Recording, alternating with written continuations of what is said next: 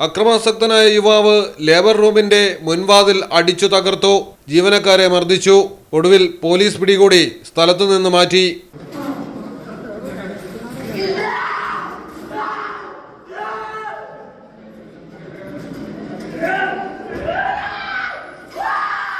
Kannur Pariyaram medical കോളേജിലാണ് സംഭവം. കാഞ്ഞങ്ങാട് സ്വദേശി റഷീദാണ് പ്രതി. റഷീദിന്റെ ഭാര്യയെ പ്രസവത്തിനായി ആശുപത്രിയിൽ അഡ്മിറ്റ് ചെയ്തിരിക്കുകയായിരുന്നു. എന്നാൽ റഷീദ് എത്തി ഭാര്യയെ ആശുപത്രിയിൽ നിന്ന് വിടണമെന്നാവശ്യപ്പെട്ടു. ഡോക്ടറിന്റെ അനുമതിയില്ലാതെ അത് സാധ്യമല്ല എന്ന് നേഴ്സ് പറഞ്ഞതോടെ പ്രതി അക്രമാസക്തനാവുകയായിരുന്നു.